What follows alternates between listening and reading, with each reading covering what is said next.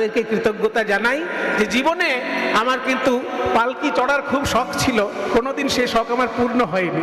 আজকে দাদারা পূর্ণ করে দিলেন। আজকে আমি দেখলাম আমি এই পালকিতে আসতে আসতে একবারও নিজের কথা ভাবতে পারলাম না, বারবার শুধু রসিক দাস মহাশয়কে প্রণাম জানিয়েছি। আর মনে মনে বলেছি এই পালকিতে চড়ার যোগ্য আমি কিন্তু নই, আমি আপনার শিষ্য পরম্পরায় গান শিখেছি, কাজে এই পালকির যে সম্মান সে সম্মান আপনার সম্মান। ওই জন্য যতক্ষণ আসছিলাম আমি রসিক দাস মহাশয়কে স্মরণ করতে করতে আসছিলাম। রসিক দাসের যে গুরু পরম্পরা, আমাদের গুরু পরম্পরা, কারণ আমার গুরু হচ্ছেন নীলমণি দাস, আর নীলমণি দাসের গুরু হচ্ছেন যামিনী মুখার্জি, আর যামিনী মুখার্জির গুরু হচ্ছেন রসিক দাস। এইবার বুঝতে পারলেন আপনারা, আমার থেকে 4 প্রজন্ম আগে আমার গুরু নীলমণি দাস। নীলমণি দাস কিন্তু আপনাদের এলাকার মানুষ ছিলেন, এটাও আপনাদের জেনে রাখা ভালো। নীলমণি দাস এই দিকের এলাকার মানুষ ছিলেন, কিন্তু তিনি কীর্তন শেখার জন্য সারাটা জীবন মুর্শিদাবাদে যামিনী মুখার্জির বাড়িতে কাটিয়েছেন।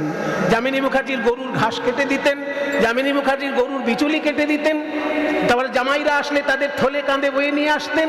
এইভাবে গুরু সেবা করে করে তিনি কীর্তন শিখেছিলেন। আমার যিনি গুরু সেই নীলমণি দাস, তিনি আপনাদের এলাকার মানুষ ছিলেন। তা সেই নীলমণি দাসের গুরু হচ্ছেন যামিনী মুখার্জি, আর যামিনী মুখার্জির গুরু হচ্ছেন রসিক দাস মহাশয়। তিনি ওই রকম পালকিতে চেপে কীর্তনে যেতেন। তা আমি ভেবেছিলাম কোনোদিন যদি একটু পালকি চাপা যায় তাহলে খুব হয়তো আনন্দ হবে। তো আজকে আমার এই 50 বছরের জীবনে সেই ইচ্ছা, ভিতরে যে সুপ্ত ইচ্ছা ছিল, মহাপ্রভু পূর্ণ করলেন, আপনারা সেটা পূর্ণ করলেন, আপনাদের মধ্যে দিয়ে মহাপ্রভু পূর্ণ করলেন।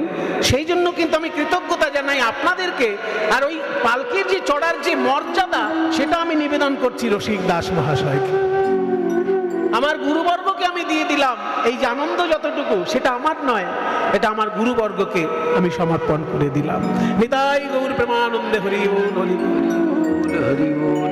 যার একটা কারণে আমি কৃতজ্ঞতা জানাতে চাই, সেটা হচ্ছে যে আমি ছোটবেলা বলতে আমার যখন কিশোর বয়স, যখন মনে করুন 7, 8, 9, 10 উচ্চ মাধ্যমিক পড়ছি, সেই সময় আমি কীর্তনিয়াদের জীবনী পড়তাম। বড় বড় কীর্তন আচার্যদের জীবনী পাওয়া যায়, একটি গ্রন্থে পাওয়া যায়। গ্রন্থটির নাম হচ্ছে বাংলার কীর্তন ও কীর্তনিয়া।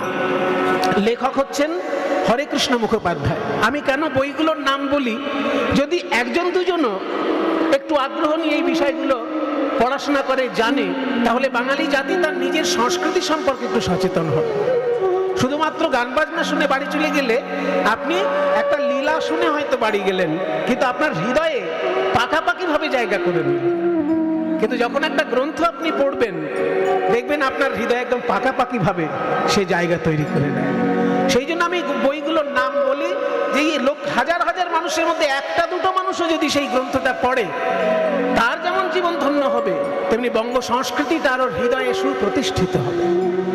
তাই কীর্তনিয়াদের, প্রাচীন কীর্তনিয়াদের জীবনী যে গ্রন্থে পাওয়া যায়, সেই গ্রন্থটির নাম হচ্ছে বাংলার কীর্তন ও কীর্তনিয়া।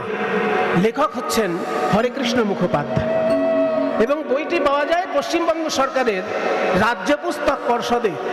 রাজ্য পুস্তক পর্ষদের মানে পশ্চিমবঙ্গ সরকার যে বইগুলো বার করে, সেই সরকারি বইগুলো যে সংস্থা থেকে বেরোয়, তাকে বলে পশ্চিমবঙ্গ রাজ্য পুস্তক পর্ষদ। সেখান থেকেই পাওয়া যায় বইগুলো, বিখ্যাত বিখ্যাত বই সেখান থেকে পাওয়া যায়। তার মধ্যে একটা হচ্ছে বাংলার কীর্তন ও কীর্তনিয়া। তো আমি হরেকৃষ্ণ মুখোপাধ্যায়কে বলতে শুনেছিলাম যে আমাদের কীর্তন জগতের যারা আচার্য ছিলেন, তাদের মধ্যে সব থেকে বেশি নাম করা যিনি, তিনি, তার নাম হয়তো আপনারা অনেকেই জানেন না, যারা কীর্তন জগতের সঙ্গে যুক্ত তারা জানেন, কিন্তু সাধারণ মানুষ সবাই জানে না। তার নাম হচ্ছে রসিক দাস মহাশয়। ব্রিটিশ যুগের মানুষ রসিক দাস মহাশয় এত বড় কীর্তন আচার্য ছিলেন যে সেই যুগে তিনি পালকি করে কীর্তন গান গাইতে যেতেন। এইটা আমি পড়েছিলাম তার জীবনীতে, যে রসিক দাস মহাশয় পালকি করে কীর্তন গাইতে যেতেন। প্রথম দিকে মানে বইতে লেখা আছে, যদি কেউ কখনো বই পড়েন জানতে পারবেন।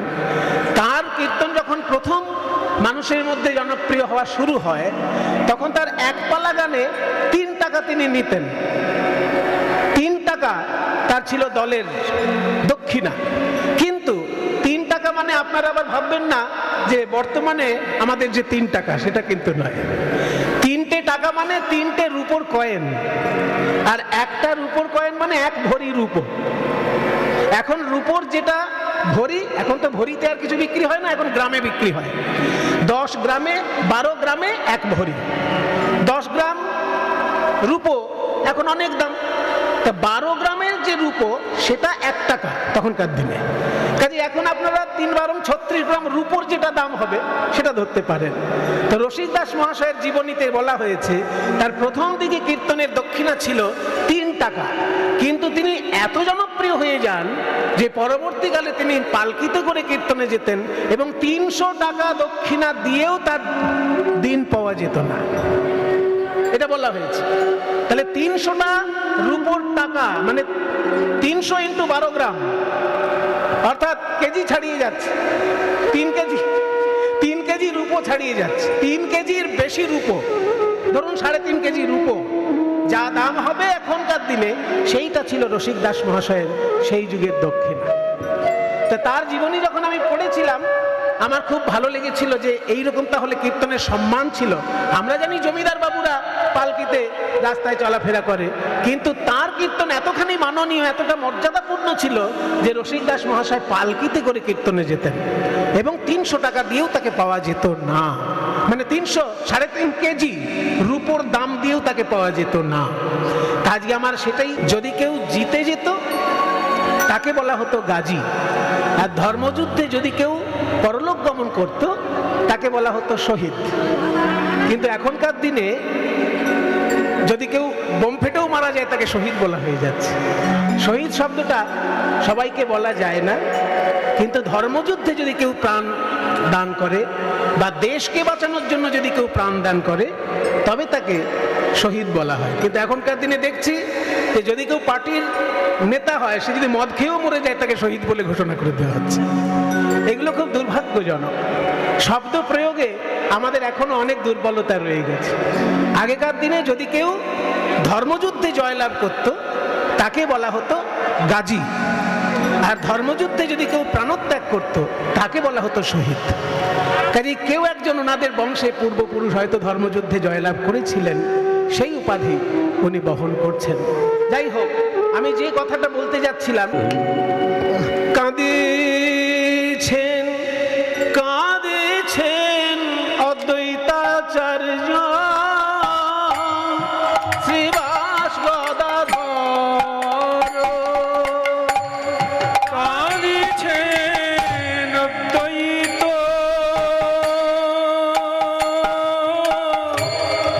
শ্রীবাস গদাধর। আস্তে, সবার আগে অদ্বৈত আচার্য কাঁদছেন। অদ্বৈত আচার্যের নামটা সবার আগে কেন মায়েরা? একেই বলে মর্যাদা।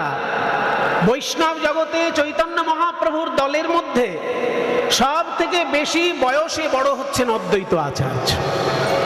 আপনারা পঞ্চতত্ত্বের ছবি দেখেছেন তো কীর্তনের আসরে? পঞ্চতত্ত্ব, মাঝখানে মহাপ্রভু, ডান দিকে নিতাই, তার ডান দিকে অদ্বৈত আচার্য, আর মহাপ্রভু বাঁদিকে গদাধর, তার বাঁদিকে শ্রীবাস পণ্ডিত।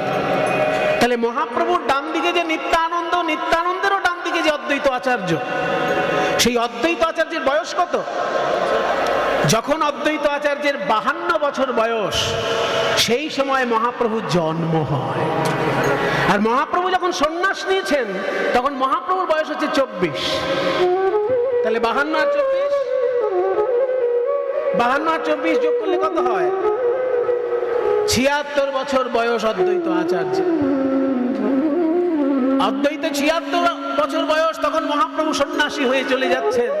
যখন অদ্বৈত জানতে পারলেন, আকুল হয়ে কেঁদে বলছে, গৌর হরি, এই কলিজীবের দুর্দশা দেখে গঙ্গার তীরে দাঁড়িয়ে আমি তোমার জন্য কেঁদেছিলাম। অদ্বৈত হুঙ্কারে সুরধুনি তীরে, অদ্বৈত হুঙ্কারে সুরধুনি তীরে আইলা না গুরুরাজ, আমার প্রীতিতে আইলা তুরিতে, প্রীতিতে আইলা তুরিতে, উদয় নদিয়া মাঝ, উদয় নদিয়া মাঝ। যখন বিধর্মীর অত্যাচারে সনাতন ধর্ম জর্জরিত, সেই সময় শ্রীবাস পণ্ডিত গিয়ে অদ্বৈত আচার্যকে বলে, প্রভু দেখুন সারা ভারতবর্ষ বিধর্মীর অত্যাচারে আজকে জর্জরিত হয়ে উঠেছে। ভগবান গীতায় বলেছেন, যখনই ধর্মের গ্লানি হয়, অধর্মের অভ্যুত্থান হয়, তখন আমি এসে রক্ষা করি। ভগবানের বাণী কই? বাস্তবে তো আমরা তার কোনো রূপ দেখছি না। কই ভগবান এসে তো তার ধর্ম রক্ষা করছেন না। তখন অদ্বৈত আচার্য সংকল্প করে বললেন যে আমি তুলসী পাতা নিয়ে যা বলি তাই হয়। আমি এই তুলসী পাতা নিয়ে গঙ্গার জলে ভাসিয়ে দিয়ে দেখি আমার প্রেমের ঠাকুর প্রাণ গোবিন্দ আমার কাতর আহ্বান শোনেন কিনা। তাই হাতে তুলসী পাতা নিয়ে যেই গঙ্গা জলে ভাসিয়ে দিলেন, হুঙ্কার করে বললেন, হে গোবিন্দ, তুমি শ্রীমদ্ ভগবদ গীতায় বলেছ, यदा यदा हि धर्मस्य ग्लानिर्भवति भारत अभ्युत्थानमधर्मस्य तदा आत्मानं सृजाम्यहम्। যখনই যখনই ধর্মের গ্লানি হয়, অধর্মের অভ্যুত্থান হয়, তখন আমি নিজেকে সৃষ্টি করি। কেন সৃষ্টি করি?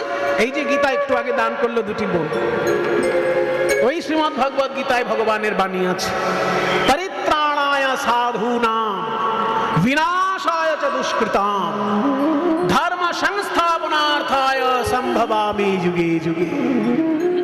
সাধুদেরকে পরিত্রাণ করার জন্য। সাধু মানে কি? সাধু দর্শন করার জন্য কুম্ভ মেলায় যাচ্ছে হাজার হাজার মানুষ। নিশ্চয়ই সাধু দর্শন করতে গিয়ে সাধুর চরণধুলি আপনারা নেবেন, কিন্তু সাধু শব্দের অর্থটা কি? যে শুধু মোটা তিলক আর মোটা মালা, ওটা তো সাধুর বাহ্যিক লক্ষণ। সাধু শব্দের আসল মানেটা কি? সাধু শব্দের আসল মানে হচ্ছে যে সাধনা করে পটু হয়েছে, যে সাধনা করে চলেছে, তার নাম সাধু। সাধনাটা কি? সাধনার দুটো দিক থাকে। যে কোনো সাধনা, পৃথিবীতে যত সাধনা আছে তার দুটো দিক থাকে। এক, নিজের আধ্যাত্মিক উন্নতি। দুই, মানুষের কল্যাণ। নিজের আধ্যাত্মিক উন্নতি হচ্ছে, অথচ আমি মানুষের কল্যাণের কাজ কিছু করলাম না, তাহলে আমার সাধনাটা সম্পূর্ণ সাধনা নয়, আমার সাধনাটা অর্ধেক সাধনা। আবার শুধু মানুষেরই কল্যাণ করলাম, নিজের আধ্যাত্মিক উন্নতি হলো না, তাহলেও কিন্তু আমার সাধনা সম্পূর্ণ সাধনা। আমি যদি ঠিক ঠিক সাধনা করতে চাই, আমার দুটো দিক থাকা দরকার। আত্মনমোক্ষার্থম জগদ্ধিতায়, যেটা সংস্কৃতের শাস্ত্রে বলেছে, আমি শুধু বাংলায় বলছি। আত্মনো মোক্ষার্থম, নিজের মুক্তি লাভের জন্য প্রচেষ্টা। আরেকটা কি? জগৎ হিতায়, এই জগতের হিত সাধন করার জন্য প্রচেষ্টা। এই দুটো হচ্ছে সাধনা। বড় বড় বিজ্ঞানী দেখবেন খাওয়া ঘুম বন্ধ করে দিয়ে কঠিন কঠিন আমি চেষ্টা করে চলেছেন যাতে একটা নতুন কিছু আবিষ্কার করে মানুষের কল্যাণ করতে পারে। তাদের সাধনাটা বিজ্ঞানের সাধনা, মানুষের কল্যাণের জন্য তাদের সাধনা। কাজে সাধনার দুটো দিক, এক নিজের আধ্যাত্মিক উন্নতি, দুই জনগণের কল্যাণ। এই সাধনায় যারা বাধা দেয় তাদেরকে বলে দুষ্কৃতী। ভালো থাকুন। পদ্মপলাশকে আপনারা আশীর্বাদ করবেন। ও সত্যিই গান নিয়ে এত কঠিন তপস্যা করেছে যে সবাই সেটা ভাবতেও পারবে না। ও অনেক কঠিন তপস্যা করেছে। গান ও এত মনে প্রাণে ভালোবাসে, সেটা বলবার কথা নয়। আমার অনেক ছাত্রছাত্রী থাকলেও এই পদ্মপলাশ কিন্তু একদিকে যেমন ওর গুরু নিষ্ঠা, তেমনি একদিকে ওর নিজের প্রচেষ্টা, এই দুটো সমানভাবে ওকে এগিয়ে নিয়ে গেছে। আপনারা ওকে আশীর্বাদ করবেন, ও যেন আরো বড় হয়ে এগিয়ে আপনাদের সেবা করতে পারে। নিতাই গৌর প্রেমানন্দ হরি বল। সঙ্গীত সেবায় যেন নিমগ্ন থাকতে পারে, এই আশীর্বাদ করবেন। জয় গুরু। হ্যাঁ, আচ্ছা আচ্ছা, জয় গুরু, জয় গুরু। হ্যাঁ, ঠিক আছে। আমার জামাইবাবুকেও আপনারা সবাই চেনেন। তার আপনাদের কারোর বাড়িতে যদি চৈতন্য চরিতামৃত থাকে, আমি জানি অনেকের বাড়িতেই আছে আপনাদের, কারণ এই এলাকা ভক্তি রসে প্লাবিত এলাকা। চৈতন্য চরিতামৃত কারোর বাড়িতে থাকলে দেখবেন চৈতন্য চরিতামৃতের একদম শেষ অধ্যায়ে চৈতন্য মহাপ্রভুর বলে যাওয়া 8টি শ্লোক পরপর উল্লেখ করা আছে। সেই 8টি শ্লোককে একসঙ্গে বলা হয় শিক্ষাষ্টকম। মানে আমাদেরকে চৈতন্য মহাপ্রভু শিক্ষা দিতে গিয়ে যে কথাগুলি বলেছিলেন, সেই শ্লোকগুলো তার একসঙ্গে ওখানে উল্লেখ করা আছে। উনি পেলেন কোথা থেকে না, উনি পেলেন শ্রী রূপ গোস্বামীর লেখা একটি সংগ্রহ গ্রন্থ থেকে। শ্রী রূপ গোস্বামীর মহাপ্রভুর বলে যাওয়া শ্লোকগুলো এক জায়গায় সংরক্ষণ করেছিলেন, সেই বইটার নাম হচ্ছে পদ্মাবলী। ওই পদ্মাবলী গ্রন্থ থেকে কৃষ্ণদাস কবিরাজ চৈতন্য চরিতামৃতে সেটাকে উল্লেখ করেছেন। সেই 8টা শ্লোকের মধ্যে একটা শ্লোক আমি আপনাদের কাছে বললাম। এই শ্লোকটা রাধারানীর মুখের কথা, শ্রীমতী রাধারানীর উক্তি শ্রীকৃষ্ণের বিরহ সম্পর্কে। কি বলছেন রাধারানী? যোগায়তং নিমেষেণ, আমার চোখের এক নিমেষ যেন একটা যুগে পরিণত হয়ে গেল। কৃষ্ণ বিরহ আমার কাছে এত কষ্টকর। একটা নিমেষ কতক্ষণ লাগে? চোখে একটা পলক পড়তে কতক্ষণ সময় লাগে? 1 সেকেন্ড। এরকম 1, 2, 3, 4, এই যে সেকেন্ড, তার থেকেও তো অনেক কম সময় লাগে চোখে একটা পলক পড়তে। রাধারানী বলছেন চোখে যে এক পলক পড়তে যতটুকু সময় লাগছে, সেই একটা পলকও আমার কাছে যেন একটা যুগ বলে মনে হচ্ছে। এতটাই বিরহের কষ্ট। যারা বিরহ রস আস্বাদন করে তারা জানে বিরহের কষ্ট কেমন। যদি কোনো ভাগ্যবান বা কোনো ভাগ্যবতীর জীবনে একবার ঈশ্বর দর্শন হয়, একবার কৃষ্ণ দর্শন হয়, সে যদি আর সেই কৃষ্ণ দর্শন করতে না পারে, তাহলে সে জানে বিরহ জ্বালা কত জ্বালা। তাই রাধারানী বলছেন আমার এক নিমেষ যেন এক যুগে পরিণত হয়। এক যুগ মানে কত বছর? আমরা যে যুগে বাস করছি, এই যুগটার আয়ু কত জানেন? সবে মাত্র 5000 বছর গেছে এই যুগটা। শাস্ত্র যা বলছে যে যুগে আমরা বাস করছি, এই যুগের আয়ু হচ্ছে 4,32,000 বছর। 4,32,000 বছর হচ্ছে কলি যুগের আয়ু। তার দ্বিগুণ হচ্ছে দাপর যুগের আয়ু। আর কলি যুগের 3 গুণ হচ্ছে ত্রেতা যুগের আয়ু। আর কলি যুগের 4 গুণ হচ্ছে সত্য যুগের আয়ু। তাহলে 4,32,000 যদি কলি যুগের আয়ু হয়, একটা বছরই আমাদের কাটতে চায় না। আর 4,32,000 হচ্ছে কলি যুগের আয়ু। তাই রাধারানী বলছেন কৃষ্ণ বিরহে আমার এমন হয় কষ্ট যে এক নিমেষ যেন এক যুগ বলে মনে হয়। সেই যুগটা তো আর কলি যুগ নয়, কারণ রাধারানী তো দাপর যুগে লীলা করেছে। কাজেই দাপর যুগের বছরটা আমরা ধরব। কলি যুগের দ্বিগুণ বয়স হচ্ছে দাপর যুগের। কলিযুগের বয়স যদি 4,32,000 হয়, তাহলে দাপর যুগের বয়স হচ্ছে 8,64,000 বছর। তা 8,64,000 বছরে এক যুগ রাধারানীর যুগ, দাপর যুগ। রাধারানী তাই বলছেন আমার চোখের একটা নিমেষ কাটতে চায় না, এত কষ্ট যে 8,64,000 বছর পার হচ্ছে বলে মনে হয়। যোগায়তং নিমেষেণ, এটা প্রথম লক্ষণ বললেন। তারপর বললেন আমার নয়নের ধারা কেমন শুনবি?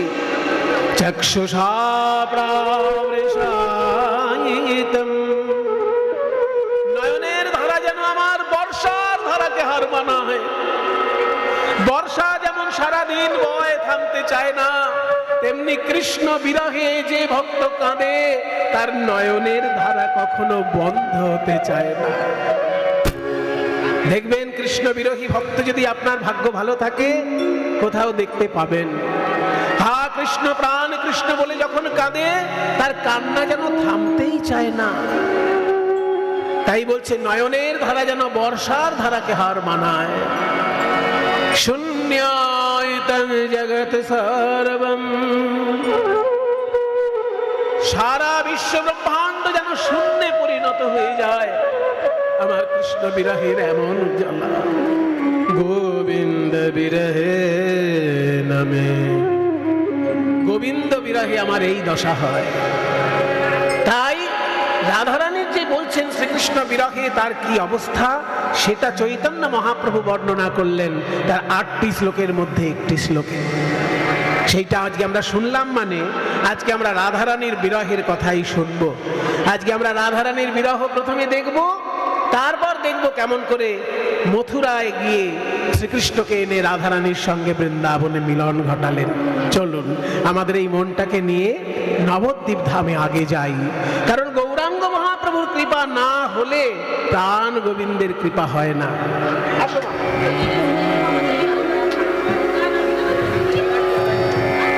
আমরা বাঙালি তো, আমরা রাধা গোবিন্দের কৃপা পেয়েছি সরাসরি নয়, আমরা রাধা গোবিন্দের কৃপা পেয়েছি মহাপ্রভু নিতাই চাঁদের মাধ্যমে। তাই কৃষ্ণলীলা শোনার আগে আমাদের গৌরাঙ্গ মহাপ্রভুর কথা শুনতে হয়। গৌরাঙ্গ মহাপ্রভুর বিরহে নবদ্বীপবাসীর যেমন বিরহ দশা, সেই দশা বৃন্দাবনে আমরা দেখব কৃষ্ণ বিরহে। চলুন আগে আমার মহাপ্রভুর বিরহে নবদ্বীপের কি দশা হলো দেখি। পদকর্তা বলছেন যে নদিয়া ছাড়িয়া গেল গৌরাঙ্গ সুন্দরে, ডুবিল ভকত সব শোকের সায়রে। গৌরাঙ্গ সুন্দর যখন সন্ন্যাসী হয়ে চলে যান, তখন শোকের সাগরে ডুবে গেল নবদ্বীপের সবাই। সবার আগে কে কাঁদছে?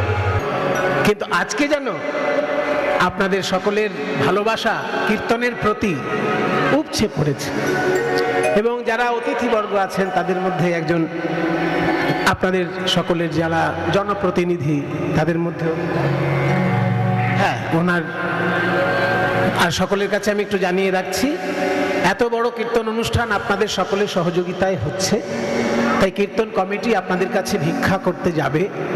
সেই ভিক্ষায় যে যেমন পারবেন প্রাণ ভরে সেই ভিক্ষায় আপনারা দান করবেন, কারণ সকলের সহযোগিতা নিয়ে এই ধর্মীয় অনুষ্ঠান করলে পরে সকলের প্রতি ভগবানের কৃপা বর্ষিত হয়, আর আপনাদের সকলেরই শ্রীকৃষ্ণ চরণে সেবা করার একটা সুযোগ হয়ে যায়।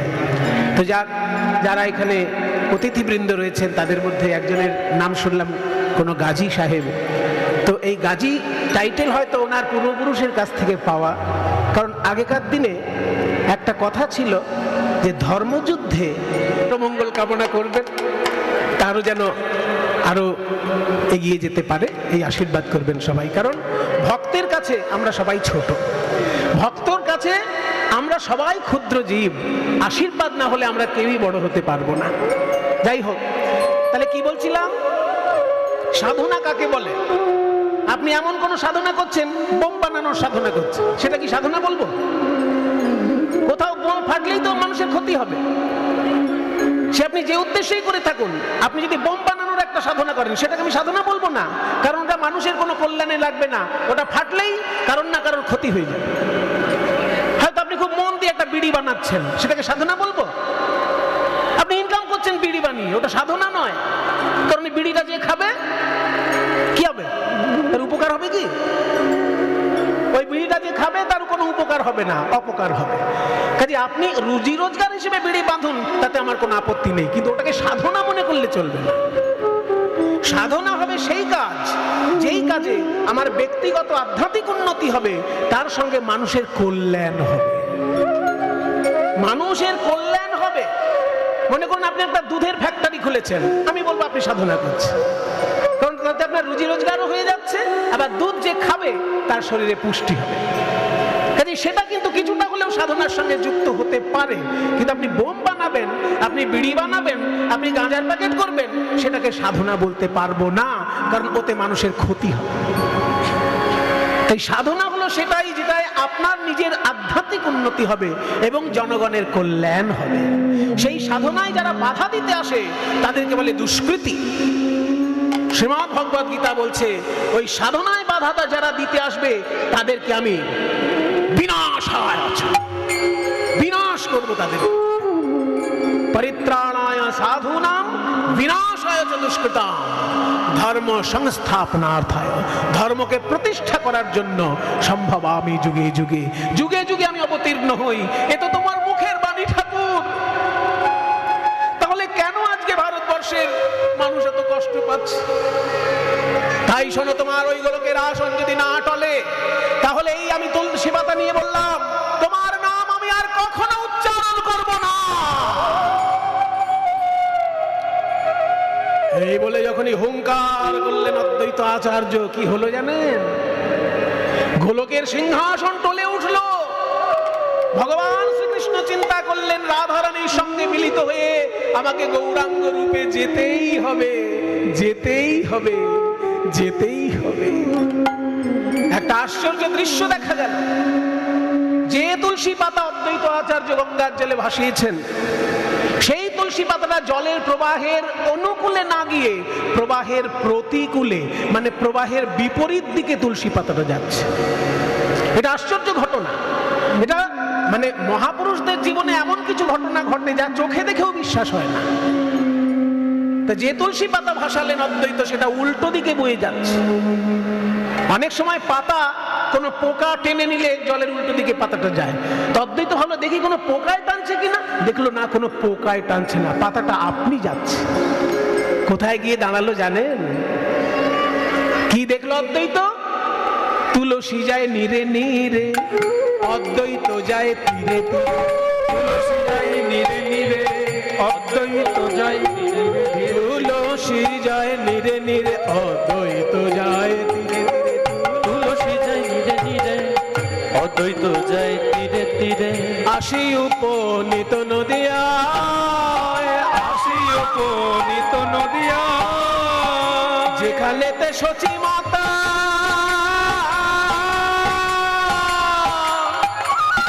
তুলসী আইল তথা, যেখানেতে সচি মাতা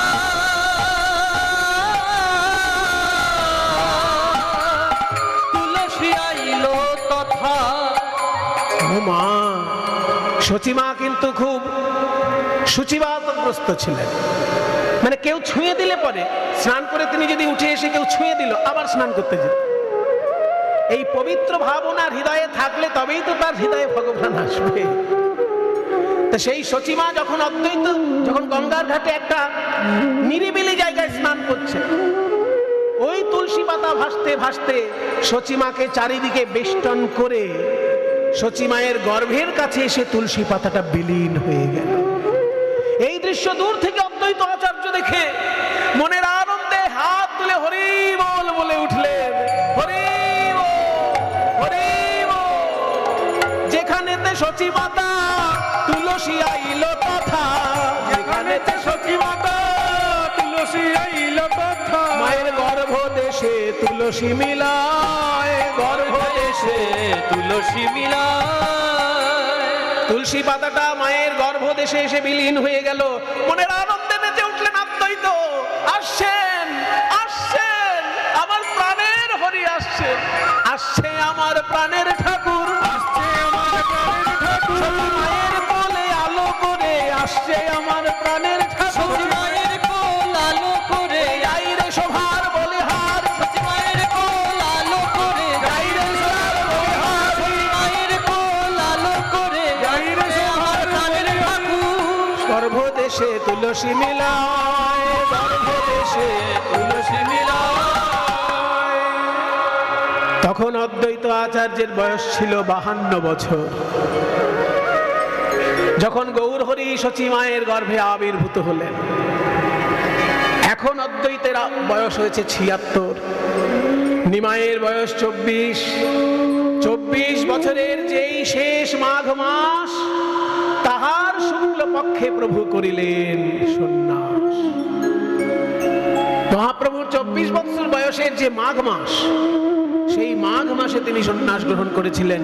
কনকনে ঠান্ডায় লোকে যখন লেপের মধ্যে নাক ডেকে ঘুমোয়, সেই সময় মহাপ্রভু গৃহত্যাগ করেছিলেন। কেন?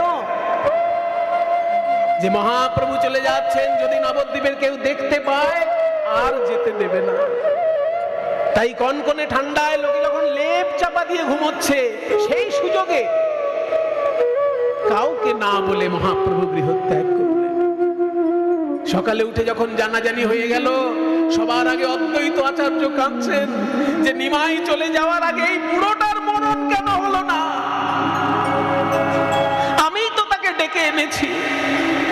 কোন ঠাকুর মশাই যদি ভগবানকে আবির্ভাব করিয়ে দেন মূর্তির মধ্যে, সেই দেবতা যদি ভর করে বলে যে আমি ঠাকুর মশাইয়ের পুজোয় সন্তুষ্ট হয়ে এসেছিলাম, কিন্তু আর আমার ভালো লাগছে না, আমি এখনই চলে যাব, তখন তখন লোকে ঠাকুর মশাইকেই ধরে না, যে ঠাকুর তুমি এমন কিছু একটা ভুল করেছো যে আমার ঠাকুর, আমার দেবতা আর থাকতে চাইছে না, তোমার জন্যই বোধহয় আমার দেবতা চলে যাচ্ছে। তাই অদ্বৈত বলছে, আমি ডেকে এনেছিলাম প্রেমের ঠাকুর গৌর হরিকে, আমার চোখের সামনে যদি নিমাই সন্ন্যাসী হয়ে যায়, আমাকেই তো লোকে দোষ দেবে, আমার কেন মরণ হলো না আগে? কাঁদেছে